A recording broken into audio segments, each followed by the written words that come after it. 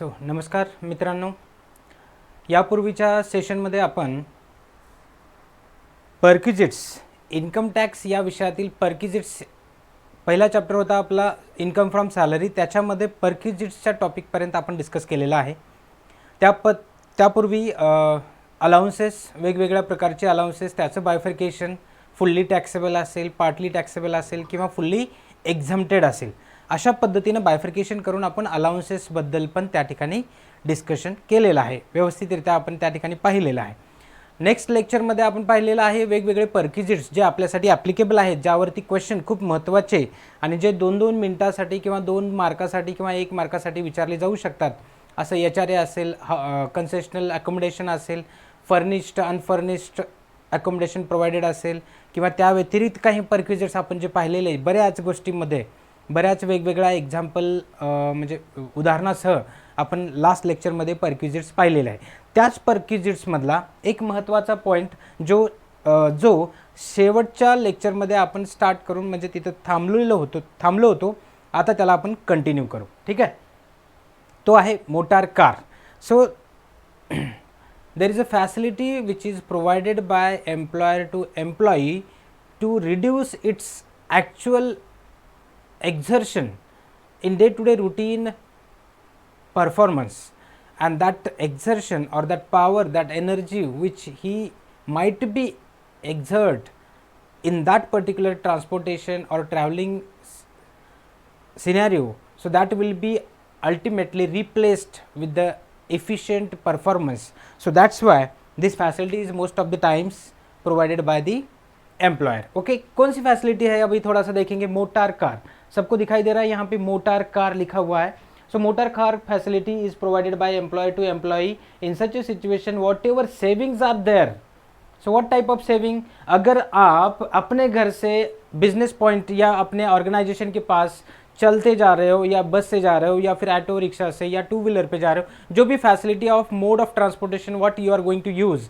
So in such a situation what how much saving और how much cost you need to incur, so that much cost will be saved by this facility which is already provided by the employer. So in such a situation, so what we are going to understand, so if this motor car facility is available and that is provided by the employer, so how much actual cost we are going to save. So it might be day to day routine incoming and outgoing expenses, whatever the ticket charges are there that need to be reimbursed. Okay, it might possible. Next,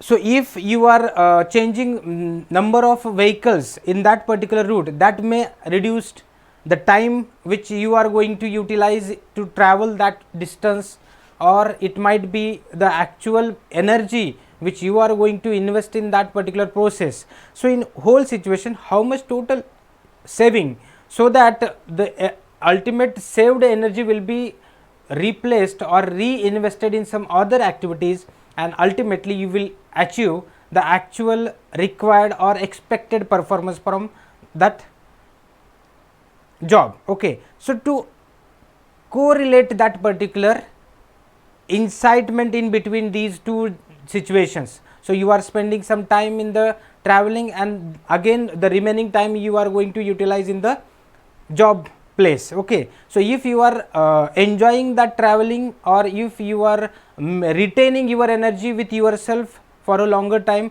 that will be again reinvested in the job performance. Okay, so in such a situation, so what are the different types of scenarios will be there, so that you are going to calculate the actual perquisites which are taxable in this facility which is going to be provided by the employer. Okay, so in this क्या क्या अलग अलग situation हो सकते हैं. Motor car facility हमें दी जा रही है, तो मोटर कार फैसिलिटी में अगर कार खुद के मतलब खुद ओनर की है, ओनर की खुद की प्रॉपर्टी है ये कार, अगर वो आपको दिया जा रहा है, तो उस सिचुएशन में कितना सेविंग हो सकता है, कितना टैक्सेबल हम कर सकते हैं. नेक्स्ट है expenses met by the owner, मतलब पहले तो आपको वो सर्विस दी जा रही है और उसके जो रेंट है या फिर उसका जो चार्जेस है वो कौन पे कर रहा है, एम्प्लॉयर पे कर रहा है. तो पहले केस में क्या है, व्हीकल ही पूरी की पूरी ओनरशिप किसकी है, ओनर की है, मीन्स आपके एम्प्लॉयर की है. नेक्स्ट सिचुएशन आता है जो एक्सपेंसेस इनकर हो रहे हैं उस पे का जो टोटल रीएम्बर्समेंट है वो सब कुछ है, जो भी एक्सपेंसेस इनकर हो रहे हैं वो सब कुछ कौन कर रहा है, एम्प्लॉयर कर रहा है। Third condition Holi official use. अभी जो भी मोटर कार आपको दिया जा रहा है, अभी यहाँ पे देखो क्या हो रहा है, पूरी मोटर कार आपको दी है ना। सो पूरी मोटर कार दी है मीन्स अगर कार सिर्फ व्हीकल दी है तो व्हीकल को मेंटेन करने को और उसको चलाने का मतलब उसका जो डे टू डे रूटीन है उसको अगर पूरा का पूरा खर्चा अगर वो एम्प्लॉयर उठाता है तो अब क्या सीन होगा, सिर्फ मेंटेनेंस और एक्चुअल इनकर्ड चार्जेस अगर वो देता है तो उस सिचुएशन में क्या होगा। तीसरी बात क्या है यहाँ पे, होली ऑफिशियल यूज, मतलब जितना भी वो मेंटेनेंस वगैरह सब कुछ हो रहा है वो फुल्ली एंड 100% और substantial portion will be is for official use only. So this is also next partly personal use and partly official use also it might possible. Suppose आप एक हायर अथॉरिटी मतलब हायर पोस्ट पे perform करते हो तो in that situation if company और the organization has provided you a specific vehicle, so to reduce that time which you are going to spend in the transportation. अभी ऐसे सारे situation में वो टाइम बचाए और आपका कोर एक्टिविटी पे मैक्सिमम फोकस हो तो इसके लिए ये सारे फैसिलिटीज़ दिए जाते हैं। और फैसिलिटी से कहीं से अंदर से कुछ सेटिस्फैक्शन मिलता है जिसका यूटिलाइजेशन हम मैक्सिमम वो परफॉर्मेंस पे वहाँ पे कर सकते हैं। ठीक है, ये अल्टीमेट ऑब्जेक्टिव होता है एम्प्लॉयर का, जिससे कि वो आउटपुट जो कोर परफॉर्मेंस पे होना चाहिए वो मिलना चाहिए। इसके लिए ये बेसिक जो रिक्वायर्ड हैं, जो कोर मान सकते हैं या जो इम्प्लाइड फैसिलिटीज़ हैं जो मिलनी चाहिए जिससे कि हमारा परफॉर्मेंस बढ़ सकते हैं। तो इसमें कार फैसिलिटी दी गई है तो आने जाने के लिए तो है हाँ, लेकिन बीच में भी अगर सपोज आप उसका पर्सनल यूज़ भी करते हो, बीच में थोड़ा सा कुछ पर्सनल काम था तो इमीडिएटली आपने सेम व्हीकल यूज़ किया और अपना पर्सनल काम करके आ गए, है ना। या फिर सेम व्हीकल सारे कामों के लिए यूज़ किया जा रहा है, आपका टाइम हुआ था मतलब सुबह 7 बजे आप आए थे, अभी 10 बजे बच्चों को स्कूल को छोड़ना है तो इमीडिएटली आपकी वही कार अपने घर जाके वहाँ से फिर अपने बच्चों को लेके अपने स्कूल भेज रही है और स्कूल से फिर आ रही है हमारे पास, फिर शाम को स्कूल से उसे पिकअप किया जा रहा है और हमें भी पिकअप करके दोनों को फिर हमारे घर को लेके जा रहे हैं। तो ये सारे सिचुएशन में क्या हो रहा है, आप you are utilising that particular facility for partly personal use and partly for official purposes. So in all these situations, so we need to understand how much saving is there. If this facility is not provided by the employer, then what will be the situation? So accordingly we will calculate the perquisite value. Okay, so first consider this first, if that particular vehicle or that whole motor car is owned by employer, employer की खुद की अगर vehicle है तो उस situation में क्या होगा, एक्सपेंसेस मेट बाय एम्प्लॉयर। मतलब यहाँ पे देखो owned by hired by employer और एक्सपेंसेस मेट बाय एम्प्लॉयर। पहला सिचुएशन क्या है, अभी ओन्ड भी एम्प्लॉयर की है, एक्सपेंसेस भी एम्प्लॉयर ही इनकर कर रहा है, उसको मोस्टली होली अगर ऑफिशियल पर्पज के लिए यूज़ किया जा रहा है, सो नॉट अ परक्विजिट। अगर 100% वो व्हीकल अगर वहाँ पे ऑफिशियल पर्पज़ के लिए यूज़ किया जा रहा है तो आपके लिए कोई बेनिफिट मिला ही नहीं ना, सिर्फ आपको लाने के लिए और लेके जाने के लिए अगर इतना ही काम वो कर रही है तो वो खुद अपना बेनिफिट देख रहे हैं ऑर्गेनाइजेशन। सो इस सिचुएशन में आपको अगर कुछ वहाँ पे फैसिलिटी मिले जैसा लग रहा है तो वो एक्चुअल में फैसिलिटी है ही नहीं। ठीक है, ओके। तो सिचुएशन कैसे था, वो व्हीकल को, मोटर व्हीकल खुद किसकी है, एम्प्लॉयर की है। ठीक है, उसके actual day to day routine जो एक्सपेंसेस हैं वो कौन इनकर कर रहा है, एम्प्लॉयर। और वो किस पर्पज़ के लिए यूज़ किया जा रहा है, Holi and fully that is specifically used for official purpose.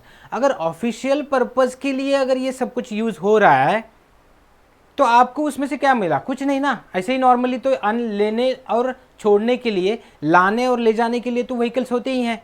तो यहाँ पे भी अल्टीमेटली बेनिफिट किसका है, एम्प्लॉयर का है। तो सिर्फ लाने और ले जाने का जो परफॉर्मेंस कंपनी के पर्पज़ के लिए अगर किया जा रहा है तो वहाँ पे आपका पर्सनल बेनिफिट कुछ भी नहीं है, तो उसको हम परक्विजिट नहीं मानेंगे। नेक्स्ट देखो आगे क्या लिया है, अगर पार्टली आपके पर्सनल पर्पज़ के लिए यूज़ किया है और पार्टली ऑफिशियल पर्पज़ के लिए है। सो उस सिचुएशन में देखो जो व्हीकल है हमारे लिए, अभी यहाँ पे थोड़ा सा टेक्निकल हम जाएंगे। सो जो व्हीकल दी है उसका टोटल एक्चुअल पावर क्या है, क्यूबिक कैपेसिटी कितनी है, तो जैसे कि अप टू 1.6 लीटर्स में 1600 सीसी की गाड़ी है, या फिर अगर आगे जाते हैं तो 1800 हाँ, अगर वो व्हीकल 1.6 लीटर मतलब 1600 सीसी की अगर व्हीकल है अप टू 1.6 लीटर की अगर व्हीकल है तो उस सिचुएशन में जो टोटल परक्विजिट वैल्यू है उसका नेट अमाउंट यहाँ पे दिया गया है और दैट इज 1800 पर मंथ। सो अगर आपको जो व्हीकल दी है उसमें से आप अगर पर्सनल पर्पज के लिए कुछ पार्ट उसका यूज कर रहे हो और कुछ पार्ट आप अपने ऑफिस के पर्पज के लिए, मतलब 50-50 हो सकता है, 70-30 हो सकता है, जो भी है, partly used for personal purpose and partly used for official purpose. So in all this, in this situation, if it is 1.6 liter engine vehicle is provided, means 1600 cc तक की अगर व्हीकल आपको दी जा रही है तो 1800 पर मंथ आपका actual जो इनकम है या बेनिफिट आपका 1800 पर मंथ उतना आपका सेविंग हो रहा है and that will be treated as an perquisite for you and that much amount is going to be taxable. Okay, next, अगर अबव 1.6 लीटर है मतलब 1600 सीसी से ज़्यादा वाली व्हीकल अगर आपको दी है तो शायद उसका माइलेज भी कम होगा, उसको फ्यूल भी ज़्यादा लगेगा, उसकी जो रनिंग कैपेसिटी है वो भी थोड़ी सी अलग हो सकती है, पावर ज़्यादा मिलती है, माइलेज उतना नहीं मिलेगा, मेंटेनेंस ज़्यादा हो सकता है। तो ऐसे सारे सिचुएशन में अगर 1.6 लीटर से अगर ज़्यादा है तो उसका मेंटेनेंस ज़्यादा होगा और उतना आपका मैक्सिमम सेविंग यहाँ पे किया जा रहा है। क्यों? क्योंकि expenses were met by whom, employer, so that much expenses you need to incur, so that much is saving here, so that much amount, that is 2400 per month, will be treated as a perquisite in this situation if that vehicle is above 1600 cc, मतलब 1600 cc से ज़्यादा है तो 2400 उतना आपका saving हो रहा है और उतना आपका परक्विजिट है तो that much will be treated as a perquisite and taxable. Okay, और अगर 1600 से नीचे है, 1600 cc से कम है तो उसको हम कितना सेविंग मानेंगे, मतलब अगर आप वो व्हीकल पर्सनल पर्पस और ऑफिशियल पर्पस दोनों के लिए यूज़ कर रहे हो तो वहाँ पे 1800 का आपका नेट सेविंग हो रहा है और उतना हो सकता है, उतना एक्चुअल उसका मेंटेनेंस ही है ना, तो उतना सेविंग अगर हो रहा है तो उतना आप क्या बोल सकते हो यहाँ पे, परक्विजिट्स जो एम्प्लॉयर आपको दे रहा है ऐसे आप मान सकते हो। ठीक है, नेक्स्ट देखो सिचुएशन क्या है। If the car is owned by employer, expenses met by employ, sorry, car is owned by employ, ये वाला देखो यहाँ पे, अभी थोड़ा सा अगर यहाँ पे फोकस करोगे तो आपको समझेगा। ये देखो ये एम्प्लॉय है, so car is owned by employee, मतलब एम्प्लॉय की कार है, उसके एक्सपेंसेस कौन पे कर रहा है यहाँ पे, एम्प्लॉयर पे कर रहा है। मतलब मैं जॉब पे हूँ, मेरी खुद की गाड़ी है, जैसे ये जोमेटो या फिर जो फास्ट क्या बोलते हैं डिलीवरी बॉयज़ वगैरह जो काम करते हैं, ऐसे सिचुएशन में आपने देखा होगा आपकी खुद की व्हीकल है और आप वो प्रोडक्ट डिलीवर करते हो, इमीडिएटली आपको क्या जो भी ट्रांसपोर्टेशन कॉस्ट है या कन्वेंस है या फिर वो जो व्हीकल के चार्जेस है, मेंटेनेंस है या फिर पेट्रोल का, वो सब कुछ जो मिलता है, तो वैसे समझो आप अपनी कार खुद की यूज़ कर रहे हो, वहाँ उसका एक्सपेंसेस जो भी है वो कौन पे कर रहा है, एम्प्लॉयर पे कर रहा है, नॉट अ परक्विजिट्स।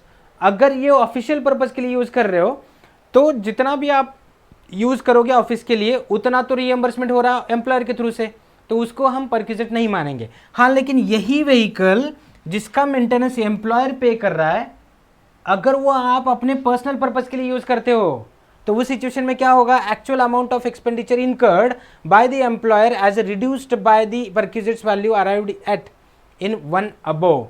अभी यहाँ पे क्या हो रहा है, यहाँ पे जो परक्विजिट हमने कैलकुलेट किया था, है ना, अगर यहाँ पे नहीं है, दोनों भी देखो, यहाँ पे टोटली ओनर की ही व्हीकल है, ओनर ही खुद उसका पेमेंट कर रहा है, मतलब एक्सपेंसेस मेंटेन कर रहा है या उसको मेंटेन रखने के लिए जो भी कुछ एक्सपेंसेस इनकर किया जा रहा है। सेकंड सिचुएशन में क्या है, एम्प्लॉय की व्हीकल है, एम्प्लॉयर मेंटेन कर रहा है, तो एम्प्लॉयर एक्चुअल में कॉस्ट कितना इनकर कर रहा है उतना आपका बेनिफिट है ना।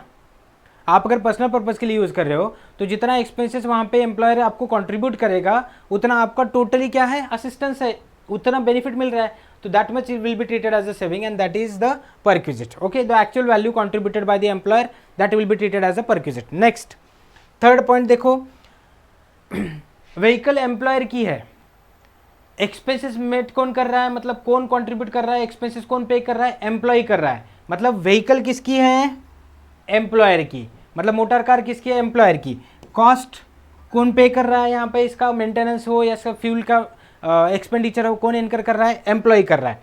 तो ये दोनों सिचुएशन में अगर वो व्हीकल 1.6 लीटर से कम पावर की होगी तो फिर से उसका पर मंथ वहां पे दिया है।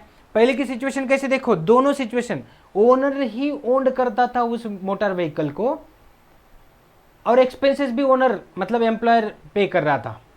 और यहां पे क्या है, एम्प्लॉयर की व्हीकल है लेकिन एक्सपेंसेस कौन इनकर कर रहा है, एम्प्लॉय कर रहा है। अगर वो व्हीकल 1.6 लीटर से ज़्यादा 1.6 लीटर से कम कैपेसिटी वाली होगी तो 600 पर मंथ आपका क्या माना जाएगा, वहाँ पे परक्विजिट माना जाएगा। और अगर वो 1.6 लीटर से ज़्यादा है तो वहाँ पे 900 per month as a perquisite वहाँ पे माना जाएगा। क्योंकि देखो जितनी कैपेसिटी की व्हीकल होगी उतना उसका एग्जर्शन ज़्यादा होगा, उतना उसका यूटिलाइजेशन, उसका परफॉर्मेंस भी आपको मिलेगा, तो उतना मेंटेनेंस कॉस्ट इनकर करना पड़ सकता है ना। सो जितना ज़्यादा बेनिफिट यहाँ पे अगर कार अगर ओनर की है और आप उसको मस्त चला रहे हो तो मेंटेनेंस भी उतना ही मस्त आएगा। तो ये सारी मस्त मस्त सी चीज़ें जो बेनिफिट आपको मिल रहा है और जो घिस रही है वो एम्प्लॉयर की व्हीकल है, तो उस सारे सिचुएशन में जो डिप्रिसिएशन मतलब घिस रही है, मतलब यहाँ पे हमने क्या माना, जो रिडक्शन हो रहा है एक्चुअल कॉस्ट ऑफ वैल्यू में और मीन्स उसका मेंटेनेंस, ठीक है, अल्टीमेटली उसकी लाइफ तो कम होने वाली है। सो अल्टीमेटली घूम फिर के जितना भी टोटल सेविंग यहाँ पे हो रहा है वो that will be treated as a perquisite, है ना। मोटर व्हीकल ये बहुत ही इंपॉर्टेंट परक्विजिट है जिसपे छोटे छोटे 1 मार्क के 2 मार्क के क्वेश्चन यहाँ पे पूछे जा सकते हैं मल्टीपल चॉइस क्वेश्चन के लिए। और अल्टीमेटली जब हम होल सोल सैलरी इनकम का अगर क्वेश्चन सॉल्व करने वाले हैं और ऐसे छोटे छोटे 1 स्टेटमेंट आंसर के अगर क्वेश्चंस आते हैं तो इमीडिएटली उसका अगर हमें रेट पता है तो हम वहाँ पे प्रॉपरली फटक से उसका आंसर वहाँ पे दे सकते हैं, है ना। विद इन सेकेंड हम क्या कर सकते हैं, उसका रिकॉर्ड दे सकते हैं उसको। Next, provided employer maintains the complete detail of such journey and expenditure thereon and gives a certificate that such expenditure are incurred wholly for official purpose। अभी ये सारे सिचुएशन में रिस्पॉन्सिबिलिटी किसकी है, तो वो है एम्प्लॉयर की, कि कौन कितना किस पर्पज़ के लिए यूज़ कर रहा है, उसके अकॉर्डिंगली आपको क्या करना है, वहाँ पे परक्विजिट है या नहीं है उसको हमें ट्रीट करना है। और जितना मानोगे उतना वहाँ पे टैक्सेबल होगा, जितना टैक्सेबल होगा तो उतना तो वहाँ पे दिखाना होगा या उसके रिकॉर्ड्स तो मेंटेन करना ही होगा, ठीक है। तो ये था हमारा important perquisite that is motor car facility, motor car facility provided by the employer. Okay, चलो कंटिन्यू करते हैं। नेक्स्ट,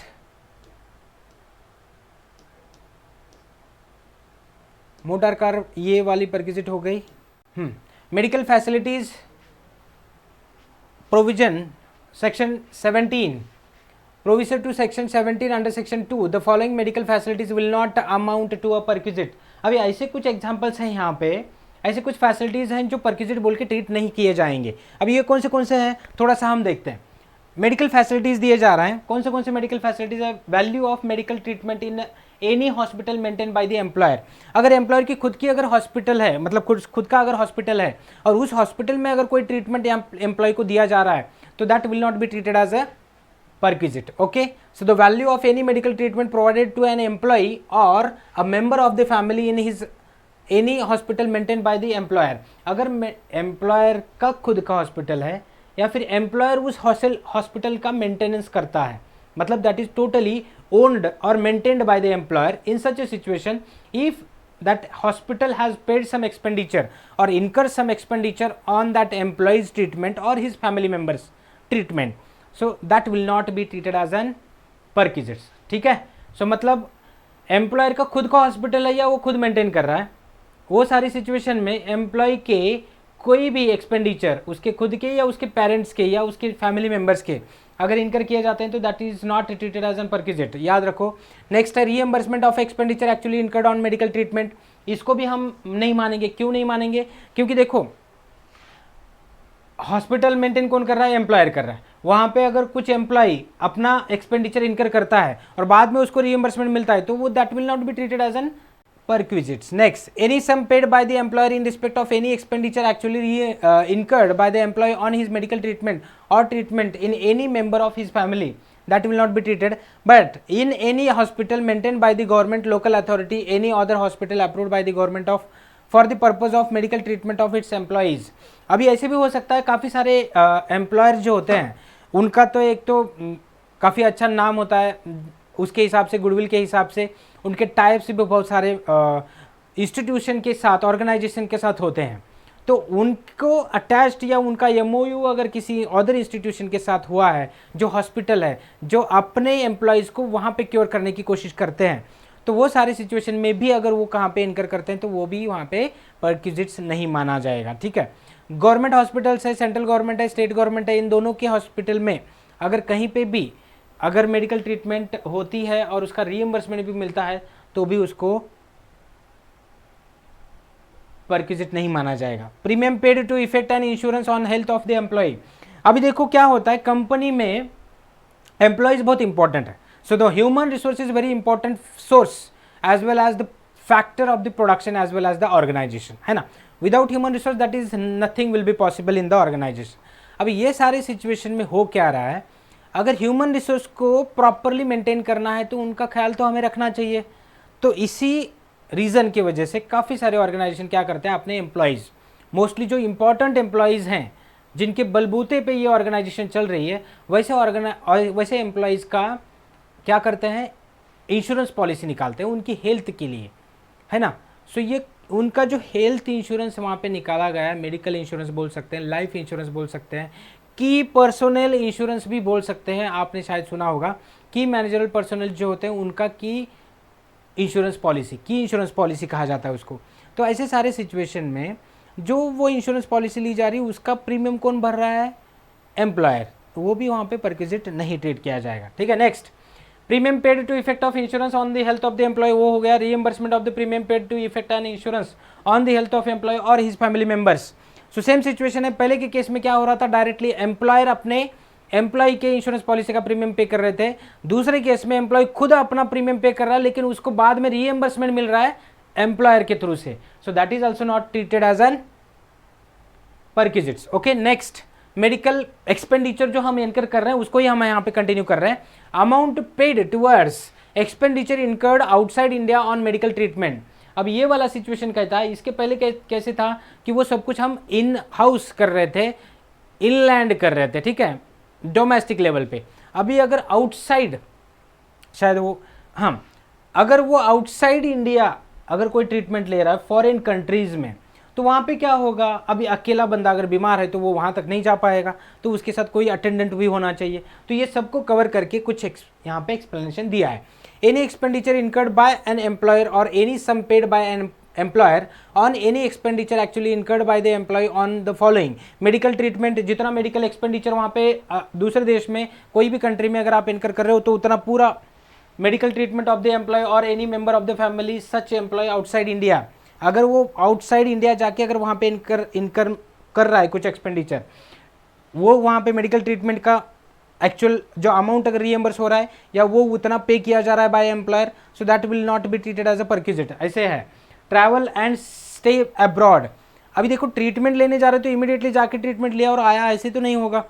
इतनी दूर जा रहे हैं तो थोड़ा सा अच्छे से ट्रीटमेंट लेंगे ना, तो वहाँ पे रहने की भी जगह होनी चाहिए। उसके साथ ही ट्रैवल एंड स्टे, आने जाने का खर्चा, अभी फॉरेन जा रहे हैं तो काफ़ी सारा एक्सपेंडिचर वहाँ, अरे शायद ट्रीटमेंट पे उतना ना लगे जितना हमें ट्रैवल पे करना पड़ सकता है, ऐसी भी सिचुएशन हो सकती है। तो ये ट्रैवल एंड स्टे दोनों का expenditure plus travel and stay abroad for one attendant, मतलब वो जो पेशेंट है उसके साथ एक कोई अटेंडेंट, तो इन दोनों का ट्रांसपोर्टेशन, स्टे और एक्चुअल ट्रीटमेंट और वो अटेंडेंट का स्टे, ठीक है, ये सारा एक्सपेंडिचर अगर एम्प्लॉय इनकर करता है तो वो परक्विजिट नहीं माना जाएगा। ठीक है, so that much will be exempted. नहीं माना जाएगा मीन्स क्या है, that expenditure reimbursed by the employer, means आपका बेनिफिट हो रहा है या एम्प्लॉयर आपका ट्रीटमेंट का खर्चा उठा रहा है, आने जाने का खर्चा उठा रहा है, तो यहाँ पे जो सेविंग हो रही है वो आपका एक्चुअल इनकम नहीं है, क्योंकि आप परेशानी में हो, तो that will be covered in that contract, employment contract. Okay, so that's why it is not treated as an perquisites, means वो टैक्सेबल नहीं करेंगे वहाँ पे, परक्विजिट नहीं मानेंगे इसलिए। नेक्स्ट आता है मेडिकल फैसिलिटीज को कंटिन्यू किया जा रहा है। The following medical facilities will not amount to a perquisites, उसमें ही हमने ये सारे कवर किए थे। ओके, अभी थोड़ा सा एक पार्ट है जो हमें इम्पोर्टेंट है हमारे लिए, जिसको हमें फोकस करना है। ओके, सो यहाँ पे था, हमने दो परक्विजिट्स देखे, एक है मोटर कार जो सबसे इंपॉर्टेंट है, उसके बाद मेडिकल फैसिलिटीज़ देखा, ठीक है। अभी नेक्स्ट परक्विजिट्स पे जाते हैं, कुछ जो बचे हुए हमारे इंपॉर्टेंट परक्विजिट्स हैं जिसको हमें जाना है। सो नेक्स्ट कंटिन्यू करते हैं। अभी गिन चुन के एक दो परक्विजिट्स हमारे बचे हैं जिससे कि हम होल सोल सैलरी का इनकम क्या क्या उसमें इंक्लूड होता है, अलाउंसेस तो सारे देखे ही हैं, अभी परक्विजिट्स भी देख रहे हैं, उसे भी ख़त्म करेंगे। और उसके बाद छोटे छोटे जो क्वेश्चंस होंगे, जो प्रैक्टिकल क्वेश्चंस होंगे, जो 2 मार्क के लिए या फिर 1 मार्क के लिए पूछा जा सकता है और इजीली आप कैलकुलेट कर सकते हो, और जो अल्टीमेटली हमारे total calculation of total salary income में हमें सपोर्ट करने वाले हैं, वैसे ही कुछ एग्जाम्पल्स यहाँ पे हम कंटिन्यू करेंगे, ठीक है। सो नेक्स्ट आता है important perquisites, that is perquisites बोलो या फिर एक फैसिलिटी या फिर एक असिस्टेंस हमें मिल रहा है जिसको हम कह सकते हैं यहाँ पे gratuity. Okay, so gratuity means what?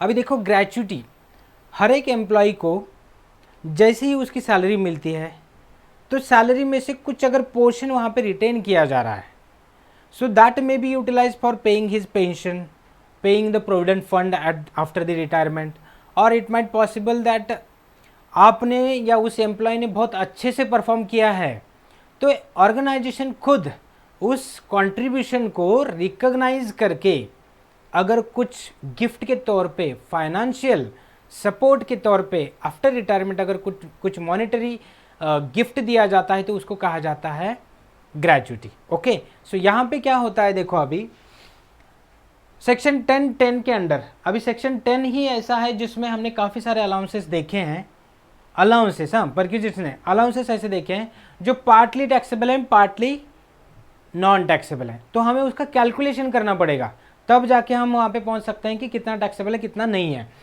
Component of salary, अगर ग्रेच्युटी आपको मिल रही है, कैटेगरी ऑफ एम्प्लॉय, कौन से एम्प्लॉय को मिल रही है, गवर्नमेंट एम्प्लॉय हो या नॉन गवर्नमेंट एम्प्लॉय हो, पर्टिकुलर टैक्सेबिलिटी कैसे कैलकुलेट करेंगे वो भी है।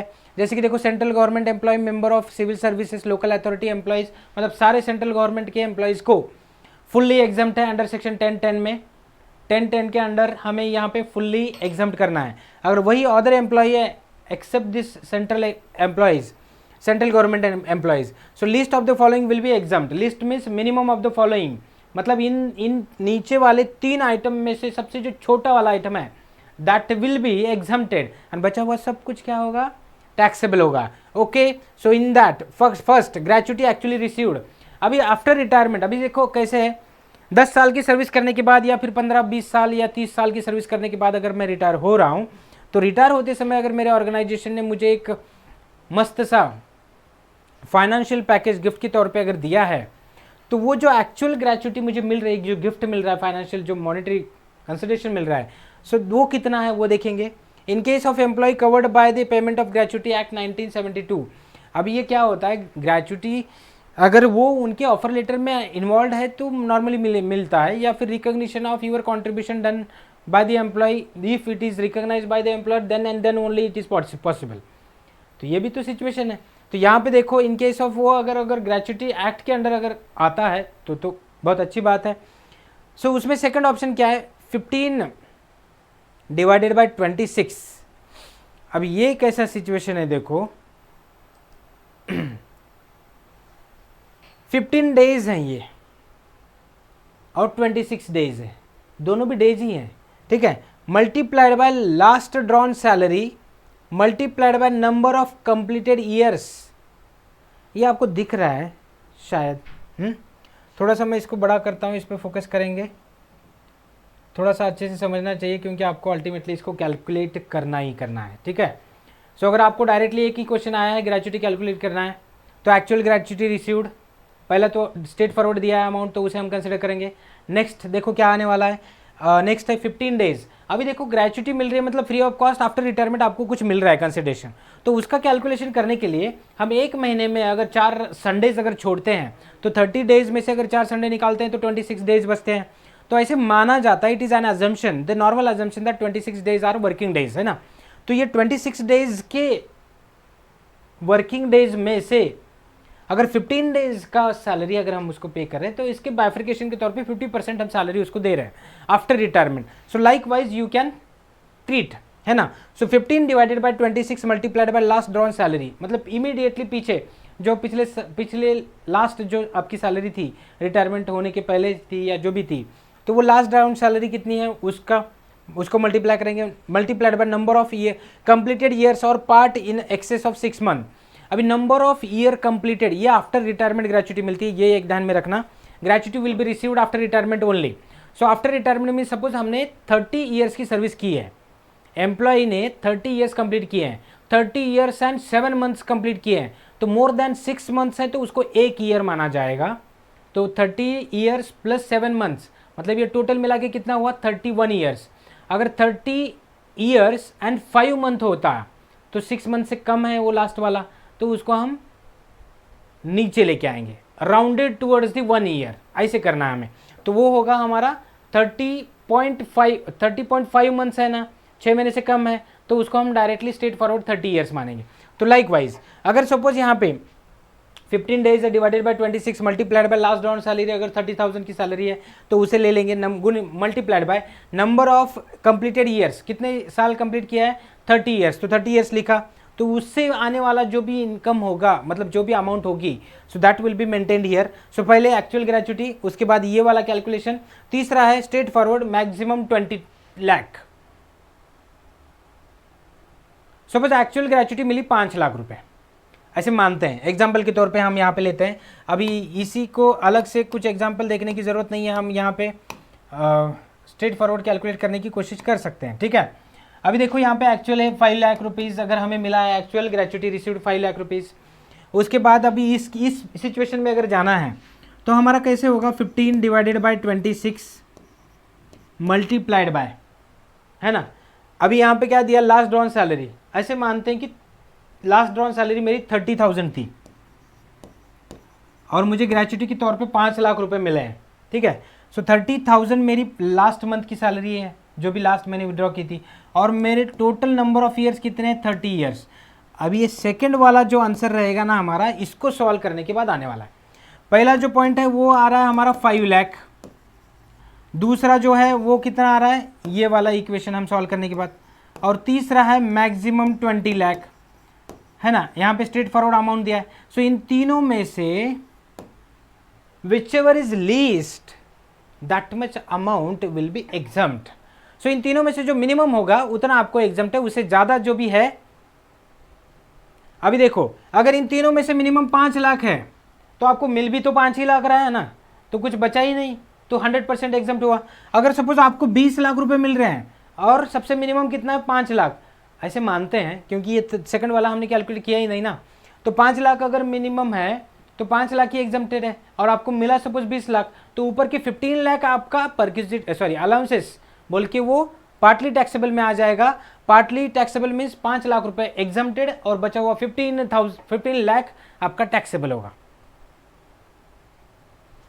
बहुत अच्छे से समझ में आया होगा। नेक्स्ट सिचुएशन हम देखते हैं। In case of employ not covered under payment of gratuity act, अगर पेमेंट ऑफ ग्रेच्युटी एक्ट में अगर नहीं आता है, वो अगर पेमेंट ऑफ ग्रेच्युटी एक्ट के अंडर आता है, तो ये तीनों में से जो भी मिनिमम होगा उसको हम कंसिडर कर रहे थे, ठीक है। ये तीनों में से जो भी मिनिमम होगा वो कंसिडर कर रहे थे।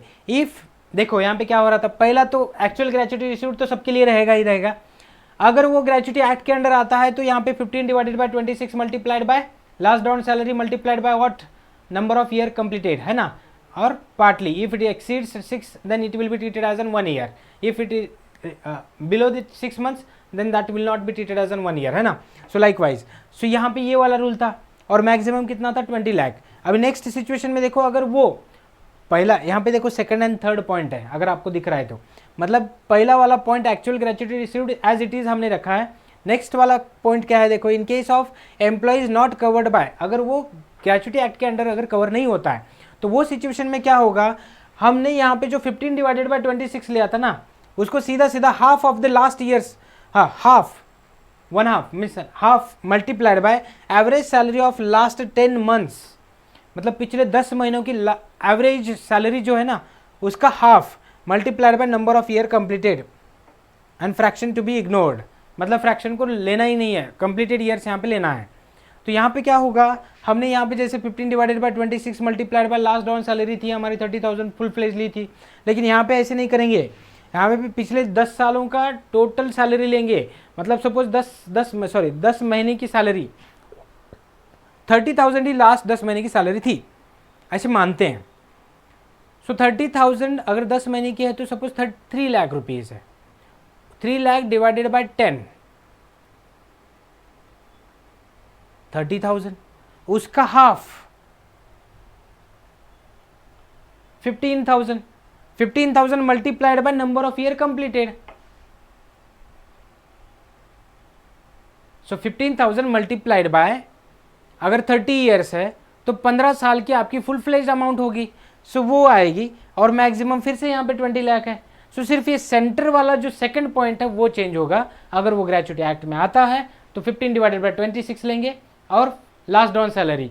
अगर वो ग्रेच्युटी एक्ट में नहीं आता है तो half multiplied by average of last 10 month salary multiplied bye completed years, तो दोनों के लिए है ना। यहाँ पे हमारा ये ग्रेच्युटी खत्म हो जाता है। ग्रेच्युटी में देखो क्या होता है, ग्रेच्युटी एक फ्री फाइनेंशियल गिफ्ट दिया जाता है आफ्टर रिटायरमेंट एम्प्लॉय को।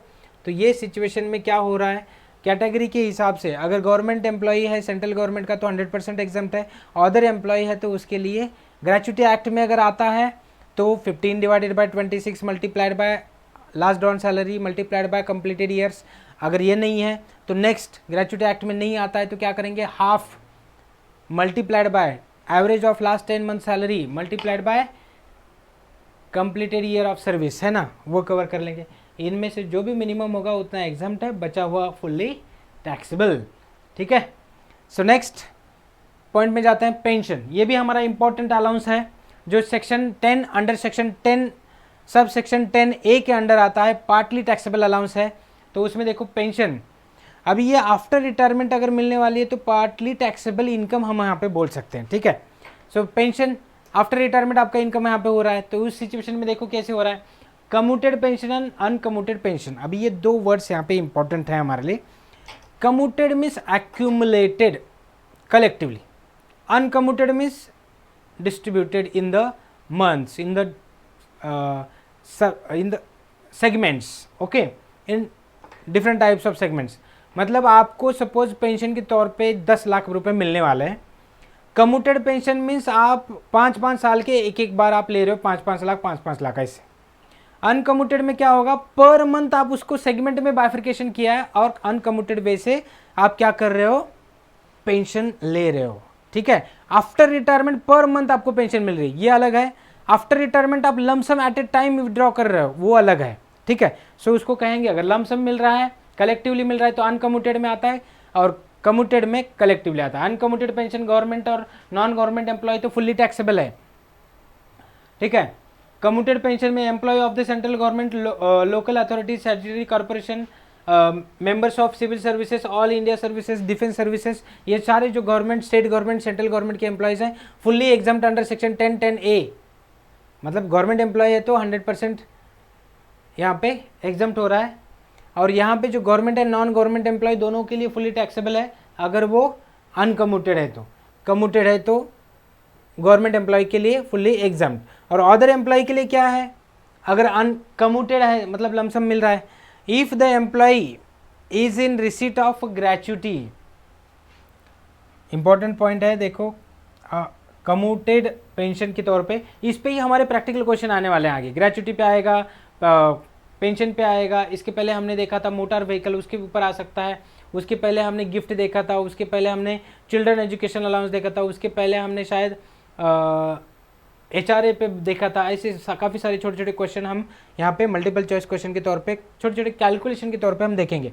If the employ is in receipt of a gratuity 1/3 multiplied by commuted pension received divided by commutation percentage. अभी कम्यूटेशन परसेंटेज मीन्स टोटल कितना, उसमें से कितना परसेंटेज कम्यूटेड हुआ है।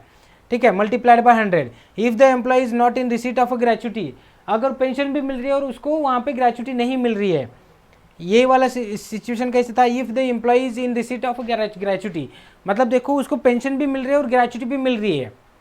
तो ये दोनों सिचुएशन जब मिल रहे होते हैं तब ये वाला formula 1/3 multiplied by commuted pension received divided by commutation percentage multiplied by 100। Okay, और अगर उसको ग्रेचुटी नहीं मिल रही, सिर्फ पेंशन ही मिलने वाला है, तो इसमें हाफ मल्टीप्लाइड बाय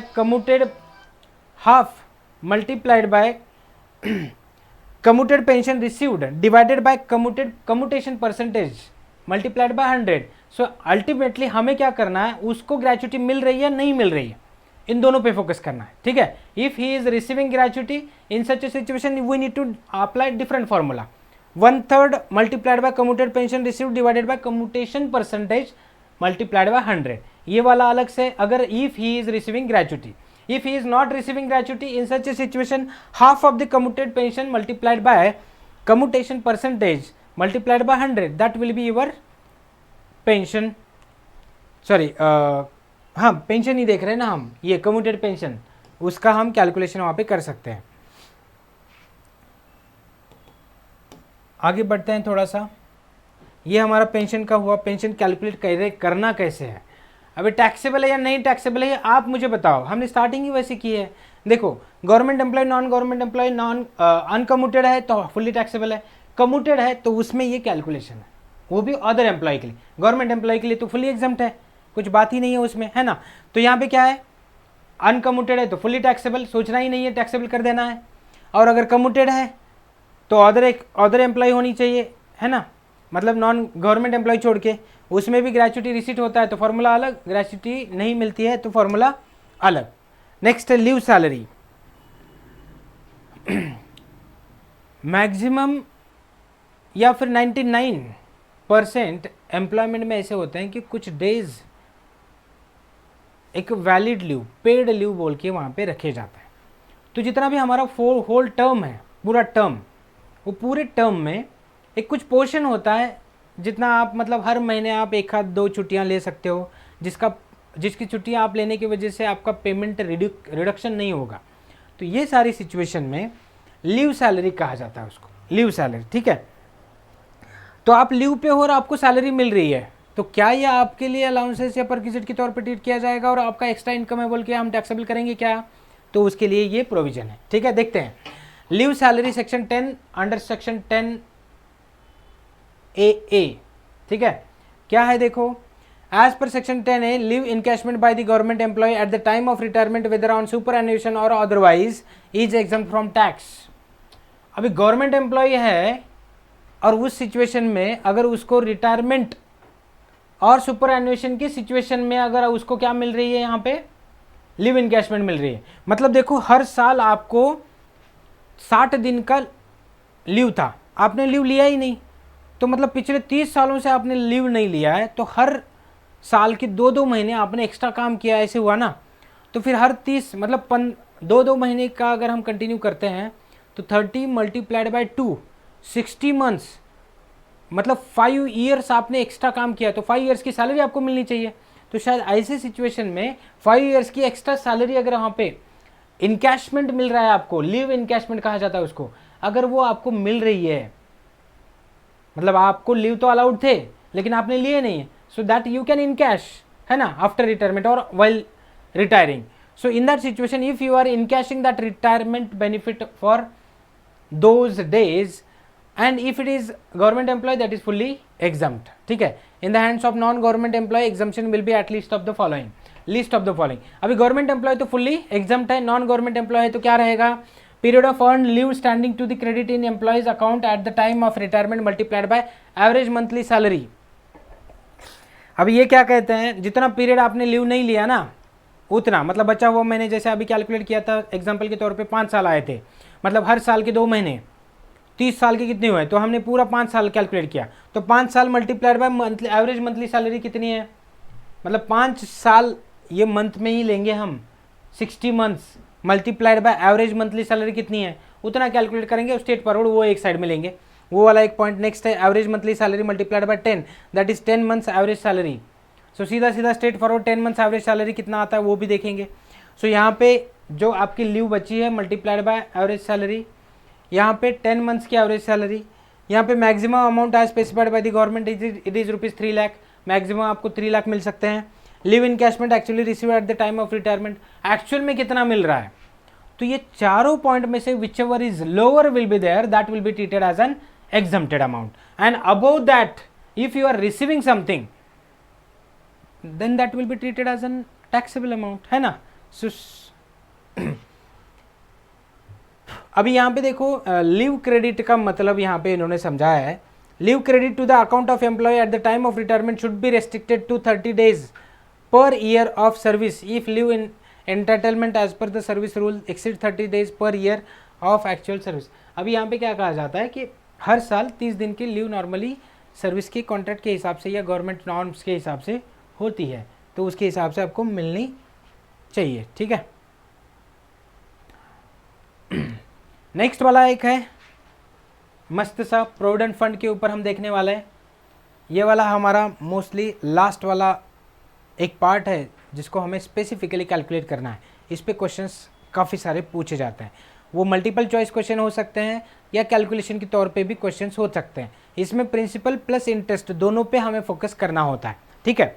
सो प्रोविडेंट फंड, ओके, सो प्रोविडेंट फंड उसकी एग्जाम्पशन लिमिट कितनी है और टैक्सेबिलिटी कैसे हो सकती है उस पर फोकस करते हैं। एम्प्लॉयर्स कॉन्ट्रीब्यूशन, अभी देखो प्रोविडेंट फंड क्या होता है, अभी सैलरी पे करने के बाद सैलरी पे करते समय आपके सैलरी में से some portion of that salary will be retained by the employer and that portion maybe 8% or maybe 5% of salary is retained by the employer, and that much amount will be contributed to a specific fund account that is called as provident fund account.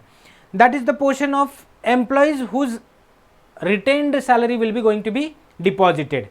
but जहाँ पे जितना employ की salary में से contribute किया है ना, उतना ही अमाउंट एम्प्लॉयर भी अपने पॉकेट से उसी अकाउंट में डिपॉजिट करेगा, और मैच्योरिटी डेट पे क्या होगा, वो पूरा का पूरा एम्प्लॉय को मिलेगा, विथ इंटरेस्ट मिलेगा, ठीक है, विथ इंटरेस्ट मिलेगा। सो जितना पोर्शन आप कंट्रीब्यूट कर रहे हो मतलब एम्प्लॉय, उतना ही एम्प्लॉयर भी करेगा, दोनों मिला के उस पर जो इंटरेस्ट होगा वो भी उसको मिलेगा एम्प्लॉय को।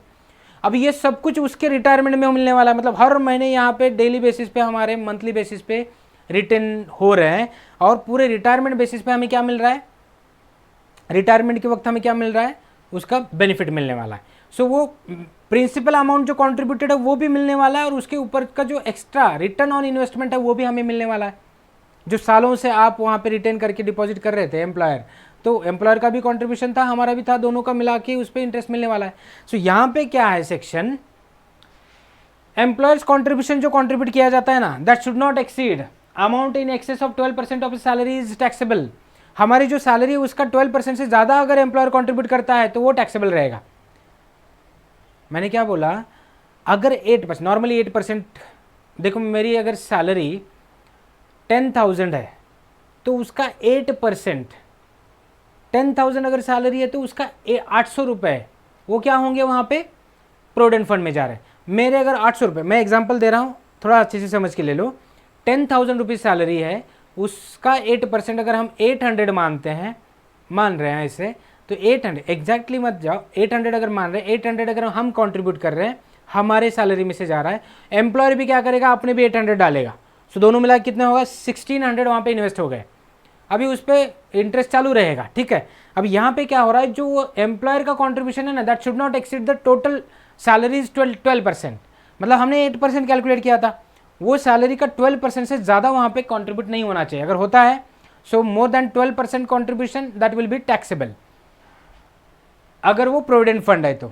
अगर वही अनरिकॉग्नाइज प्रोविडेंट फंड है तो, मतलब अनरिकॉग्नाइज प्रोविडेंट है, उसे रिकॉग्नाइज नहीं किया है, मतलब किसी लिस्ट में नहीं आता, गवर्नमेंट बॉडी में आता, कोई रजिस्टर में नहीं आ रहा, उसको कोई रिकॉग्नाइज ही नहीं करता है, तो नॉट टैक्सेबल ईयरली।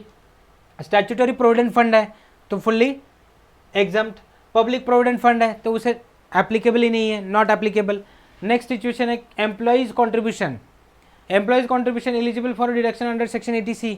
अभी 80C के अंडर हमारा एक्चुअल कॉन्ट्रीब्यूशन 2 लाख तक हम एग्जाम्पशन ले सकते हैं, तो वहाँ पे पीएफ भी वहाँ पे एग्जाम्प्टेड रहेगा। Unrecognised provident fund not eligible for deduction, यहाँ पे हम डिडक्शन नहीं ले सकते, और स्टैट्यूटरी प्रोविडेंट फंड है तो एलिजिबल अंडर सेक्शन 80C, है ना। और लास्ट वाला पब्लिक प्रोविडेंट फंड है तो वो भी हम 80C के अंडर डिडक्शन ले सकते हैं।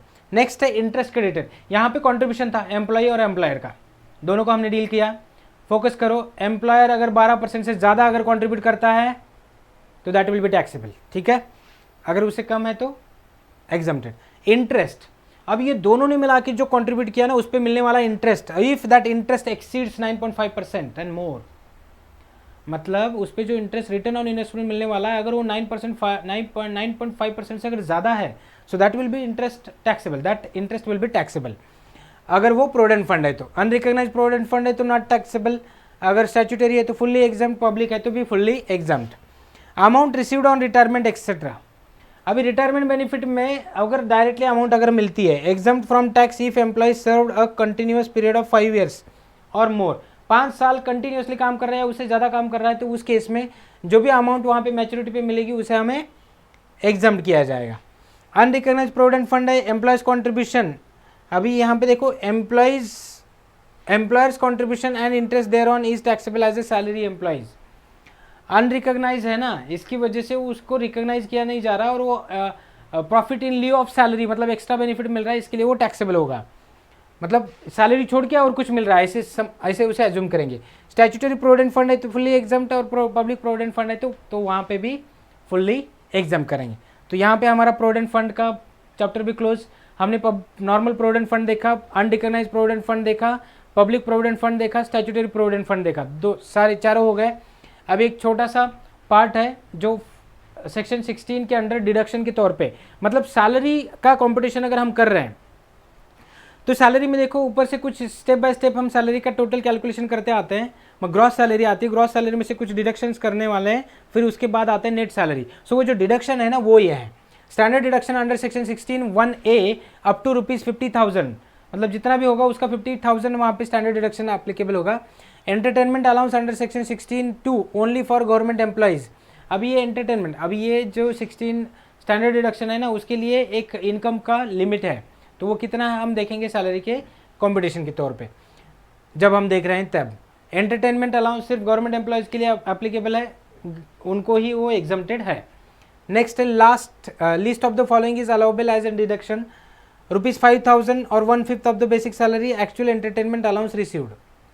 अभी ये एंटरटेनमेंट अलाउंस की बात कर रहे हैं, मतलब देखो 16(1)(a) के अंडर 50,000 स्टैंडर्ड डिडक्शन, और सेकंड वाला आता है एंटरटेनमेंट, और थर्ड वाला आता है एम्प्लॉयमेंट प्रोफेशनल टैक्स, ठीक है, प्रोफेशनल टैक्स, यस।